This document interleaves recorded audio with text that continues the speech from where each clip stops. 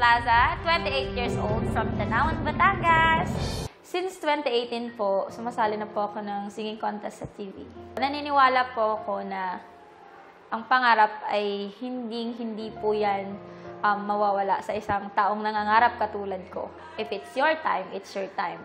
Yun po yung 24 dogs ko po, mga tinuring kong mga babies. Dati po malungkot kasi mag-isa lang ako. Hala, ba't iiyak?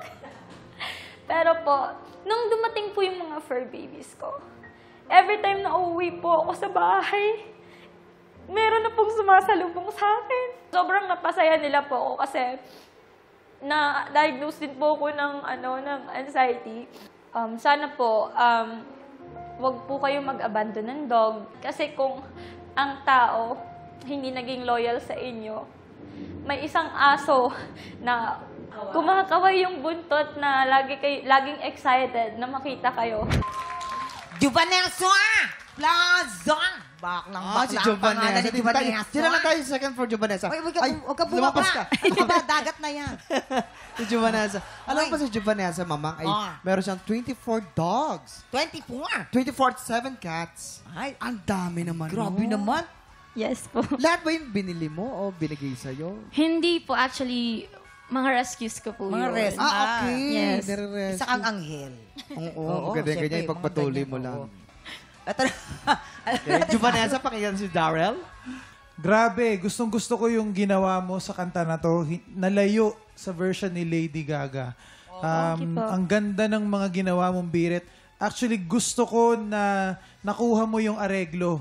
Kung ano yung arrangement na ginamit, nakuha mo yung bali na ginawa mo, sakto.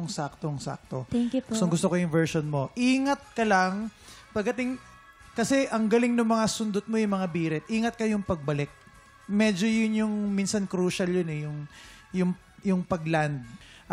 Also, yung verse na, yung birit sa dulo, so when I'm all choked up, yung word na choked, at saka yung nawala yung S dun sa words and hurts. So, importante na nandun yun. So, if ever na ikaw yung makakalusot, sana ma-correct mo yun. Pero yun lang yung napansin ko. Again, ang galing lang na nasabayan mo yung areglo ng kanta and naiba siya dun sa original. Thank you po. Juvanessa, yung buong interpretasyon mo, buong performance mo, maganda. Yung bigay mo na nandun yung bulong, nandun yung bigay, nandun yung bira. Ang iingatan mo sa buong performance mo, yung pronunciation mo ng lyrics. You have to practice that. I-practice mo lang yung walang S, nilalagyan mo ng S, yung may S, nawawala yung S. Insayuhin mo lang mabuti. Wala na.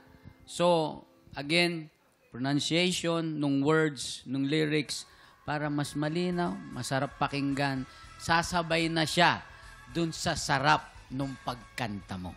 Ayan. Thank you po.